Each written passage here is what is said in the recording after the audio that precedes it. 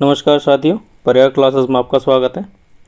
हम भारत के प्राचीन इतिहास को पढ़ रहे हैं और उसमें आज हम मगध राज्य के उत्कर्ष, हर्यक वंश और शिशुनाग वंश तथा नंद वंश को देखेंगे। चलिए शुरू करते हैं।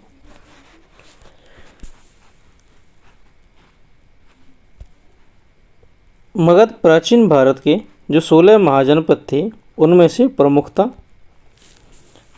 आधुनिक पटना और गया जिले में यह शामिल है। ठीक है, मगध। इसकी राजधानी गिरिब्रज थी, जो कि वर्तमान में राजगीर कहलाती है। भगवान बुद्ध के पूर्व बृहद्रथ और जरासंध यहाँ प्रतिष्ठित राजा थे। तो बृहद्रथ और जरासंध नाम के राजा का आपने सुना होगा, काफ़ी नाम। अभी इस नाम से बिहार में प्रमंडल हैं, मगध प्रमंडल। अब सबसे पहले हम यहाँ पर हर्यक वंश के बारे में देखेंगे। मगध में जो हर्यक वंश थे वो हर्यक वंश की स्थापना की थी बिम्बिसार ने। पहली राजधानी उन्होंने राजगिरी या गिरिब्रज को बनाया था। बाद में अपनी राजधानी को पाटलिपुत्र में शिफ्ट कर दिया था, जो कि आज का पटना कहलाता है। बिम्बिसार जी के बारे में देखें तो 1544 ईसा पूर्व से लेकर के 992 ईसा पूर्व तक इनका काल रहा। इनका अन्य नाम श्रेणीय अथवा श्रेणिक था। बिम्बिसार ने अपने राज्य की नींव विभिन्न वैवाहिक संबंधों के फलस्वरूप रखी और विस्तृत की। उसने कुल 3 राजवंशों में वैवाहिक संबंध स्थापित किए थे। पहली थी मुद्र देश की राजकुमारी, जिसका नाम था क्षेमा, उससे विवाह किया। लिच्छवी राज्य की चेटक की पुत्री थी चेलना, उससे विवाह किया। और कौशल नरेश प्रसेनजित की बहन महाकौशला से उन्होंने विवाह किया। इसके फलस्वरूप उसे दहेज में काशी प्रांत दिया गया। तो पूछा जाए काशी प्रांत किसको दहेज में दिया गया, तो बिम्बिसार को दिया गया। किसने दिया, तो कौशल नरेश ने दिया, प्रसेनजित ने दिया था। क्यों दिया था, अपनी बहन की शादी में दहेज के रूप में। चलिए आगे देखते हैं।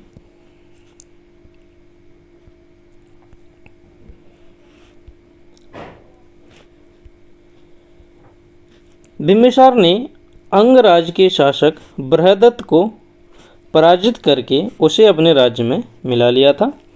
इस प्रकार विजयों और वैवाहिक संबंधों के द्वारा उसने अपने राज्य का विस्तार किया।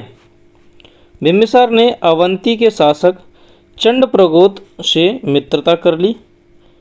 उसने अपने राज्य वैद्य जीवक को उसके इलाज के लिए भेजा था। बिम्बिसार बौद्ध और जैन दोनों धर्मों को ही मानने वाला था।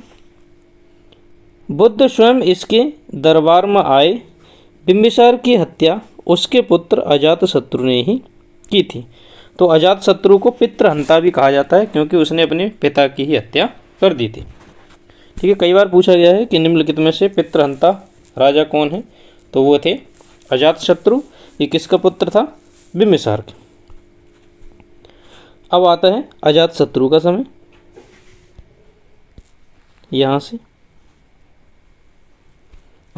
अजातशत्रु का कौशल नरेश प्रसेनजित से युद्ध हुआ था। ठीक है, जो अपनी मामा से ही, क्योंकि खास मामा थे ना, प्रसेनजित की पराजय हुई, परंतु बाद में दोनों में समझौता हो गया। प्रसेनजित ने अपनी पुत्री वाजिरा का विवाह अजातशत्रु के साथ कर दिया, यानी कि इसने बाद में अपनी मामा की लड़की से ही शादी कर ली। अजातशत्रु का लिच्छवियों से भी युद्ध हुआ। कूटनीतिक मंत्री वत्सकार की सहायता से उसने लिच्छवियों पर विजय प्राप्त कर ली और इसी तरह काशी और वैशाली दोनों को मगध राज्य का अंग बना लिया। तो इसने भी युद्ध के द्वारा कई राज्यों को हड़पा। अजातशत्रु के समय में ही प्रथम बौद्ध संहिता आयोजित की गई थी। तो पहली बौद्ध संहिता कब आयोजित की गई, तो अजातशत्रु के समय में। अजातशत्रु की हत्या उदयन या उदयभद्र ने कर दी थी। अब आगे आते हैं, उदयन या उदयभद्र कौन था उसके बारे में देखते हैं। उदयभद्र या उदयन जो कि 640 ईसा पूर्व से 444 ईसा पूर्व तक रहा था। उदयन ने गंगा और सोन नदियों के संगम पर पाटलिपुत्र या कुशंग नगर की स्थापना की।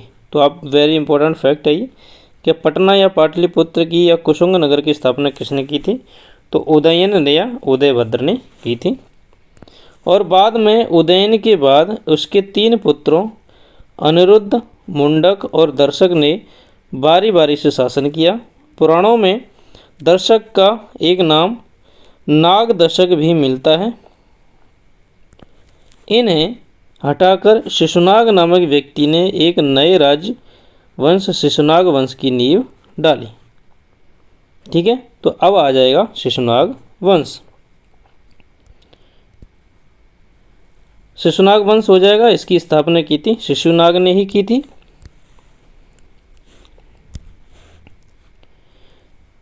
शिशुनाग 412 ईसा पूर्व से 394 ईसा पूर्व तक।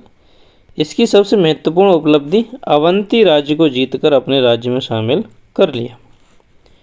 इसने अपनी राजधानी वैशाली में स्थानांतरित कर दी थी। उसके बाद आते हैं कालाशोक और काकवर्ण जो कि 394 से 366 ईसा पूर्व तक रहा। कालाशोक के समय में ही द्वितीय बौद्ध संहिता आयोजित की गई। पहली बौद्ध संहिता किसके समय में? अजातशत्रु के समय में, और दूसरी बौद्ध संहिता कालाशोक के समय में। इसने अपनी राजधानी वैशाली से हटा करके कहाँ पर पहुँचा दी? पाटलिपुत्र में पहुँचा दी।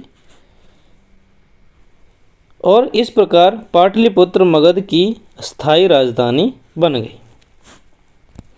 अब आगे आता है नंदवंश जो कि कई वंशों ने मगध पर शासन किया था। नंदवंश की स्थापना महानंदन ने की थी। महापद्म नंदन जो कि 400 BC का यह मगध का सर्वश्रेष्ठ शासक था। इसी ने सबसे पहले कलिंग की विजय की थी, यानी कि कलिंग पर सबसे पहले विजय प्राप्त किसने की? महापद्म नंदन ने। वहाँ एक नहर खुदवाई गई, उसका उल्लेख प्रथम शताब्दी ईसा पूर्व के खारवेल की हाथी गुम्फा अभिलेख में मिलता है। तो हाथी गुम्फा का उल्लेख कहाँ पर है? खारवेल की में। वह कलिंग जिनसैन की जैन प्रतिमा भी उठा लाया था। इससे पता चलता है कि महापद्मनंदन जैन धर्म के अनुयायी था। पुराणों में इसे एकराट या एक छत्र राजा कहा जाता है। ये इंपॉर्टेंट फैक्ट है, आपको याद करना चाहिए। प्रसिद्ध व्याकरणाचार्य पाणिनि और काव्यायन इसके काल में थे।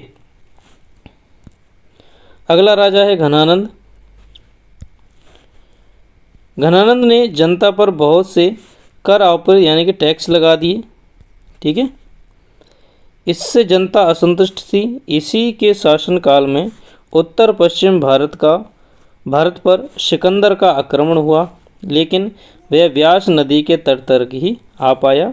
उसके बाद वह वापस लौट गया। तो सिकंदर का पहला आक्रमण भारत पर किस समय हुआ? तो घनानंद के समय में, 4वीं शताब्दी में।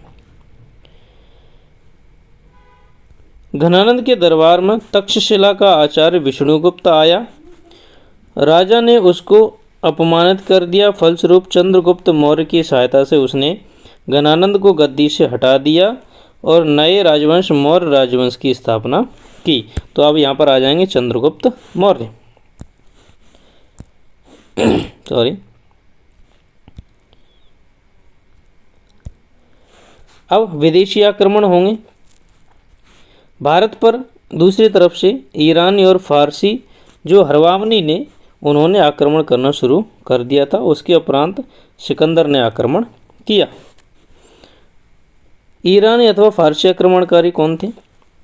फारस वालों ने हरवामनी भी, जो फारस वाले थे उनको हरवामनी भी कहा जाता था। सबसे पहले छयाश नामक शासक ने आक्रमण किया, परंतु इसे कोई विशेष सफलता नहीं मिली। इसी के बाद डेरियन प्रथम या दारा ने भारत पर आक्रमण किया? डेरियन फर्स्ट, इसने भारत पर 516 ईसा पूर्व में आक्रमण करके पश्चिमोत्तर भाग को जीत लिया। उसे अपने 20वें प्रांत यानी कि क्षत्रप के रूप में शामिल किया। इतिहास के पिता माने जाने वाले हेरोडोटस ने यह लिखा है कि दारा प्रथम को इस प्रांत से 360 टैलेंट स्वर्ण धूलि की आय होती थी। ईरानी संपर्क के फलस्वरूप भारत के पश्चिमोत्तर भाग में एक नई लिपि खरोष्ठी लिपि का प्रचलन किया गया। यह लिपि ईरानी आयमेक लिपि से उत्पन्न हुई थी। कुछ नए शब्द भी प्रचलित हुए, जैसे कि राजाज्ञा के लिए दीपी शब्द यूज़ किया गया। राजा की आज्ञा के लिए दीपी यूज़ किया गया। तो देखिए यहाँ पे एक इम्पॉर्टेंट फैक्ट आया बीच में, यहाँ पे इतिहास के पिता, ये इम्पोर्टेंट फैक्ट आ गया था, आपको देखनी चाहिए। तो हिस्ट्री के फादर ऑफ हिस्ट्री किसे कहा जाता है? हेरोडोटस को। ठीक है, अब सिकंदर का आक्रमण होगा इंडिया पे। सिकंदर यूनान में मकदूनिया क्षेत्र में का रहने वाला था। विश्व विजय की आकांक्षा रखने वाला उसने भारत पर आक्रमण करने का निश्चय किया। तक्षशिला के शासक आम्बी ने उसे भारत पर आक्रमण का नियंत्रण भी भेजा। उत्तर पश्चिम भारत की राजनीतिक स्थिति सिकंदर के अनुकूल थी। यहाँ छोटे छोटे राजतंत्र एक गणतंत्र थे जिनमें आपस में ही संघर्ष चल रहे थे। सिकंदर का सबसे ज़बरदस्त विरोधी पुरु के राजा पोरस ने किया। तो सबसे विरोधी राजा कौन था? पोरस था।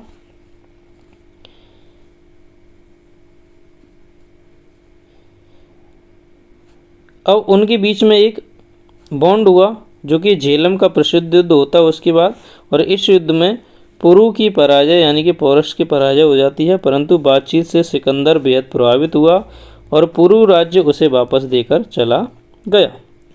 अब इस आक्रमण से हुआ क्या? सिकंदर भारत में 19 महीने तक रहा। उसकी सेनाओं ने व्यास नदी से आगे बढ़ने से मना कर दिया, यानी कि वो व्यास नदी के आगे नहीं जाएंगे। इतिहासकारों में इस आक्रमण के प्रभावों को लेकर मतभेद हैं। प्रसिद्ध इतिहासकार विंसेंट स्मिथ ये कहते हैं कि सिकंदर आंधी की तरह आया और वापस चला गया, परंतु भारत अपरिवर्तित रहा। परंतु सिकंदर के भारत पर आक्रमण का कुछ न कुछ प्रभाव जरूर पड़ा था। देखिए कुछ फर्क पड़े, उन्हें भी देखते हैं। सिकंदर के आक्रमण के फलस्वरूप 4 नए व्यापारिक मार्गों की खोज की गई, क्योंकि सिकंदर सिंधु के रास्ते वापस हुआ था, जबकि उसका सेनापति जो निर्याकस था वह दूसरे रास्ते से सिकंदर की मृत्यु बेबीलोन में हुई थी। तो अलग अलग रास्ते ढूंढे गए। पहला तो ये हुआ। भारत में यूनानी मुद्राओं का अनुकरण पर उलूक थैली के सिक्के ढाले गए। उसने नए नगरों का निर्माण किया जिसमें नरकेया, बुकेफॉल और सिकंदरिया प्रमुख थे। सिकंदर ने उत्तर पश्चिम में 1,00,000 शाड़ों को अपने गृह नगर मकदूनिया में भेज दिया। सांड थे, सांड जानते हो ना। सिकंदर द्वारा उत्तर पश्चिम में छोटे छोटे राज्यों की सत्ता समाप्त करने से चंद्रगुप्त को प्रेरणा मिली। आगे चलकर उसने भारत में एक विस्तृत साम्राज्य मौर्य वंश की स्थापना की। सिकंदर के समय में कुछ इतिहासकारों ने उत्तरी पश्चिमी भारत में सती प्रथा का उल्लेख किया। तो ये था आज की वीडियो में मगध साम्राज्य, ठीक है, जिसके बारे में हमने डिटेल से देखा और विभिन्न जो हर्यक वंश था उसके बारे में पढ़ा, शिशुनाग वंश था उसके बारे में पढ़ा, नंद वंश के बारे में, ये सभी हमने देखे। अब सिकंदर के आक्रमण यहाँ पर हो चुके हैं और सिकंदर के आगे हम अगले टॉपिक में हमारी बात होगी सिकंदर महान के बारे में, ठीक है। तो आज की वीडियो में सिर्फ इतना ही। वीडियो को अंत तक देखने के लिए धन्यवाद। Thank you.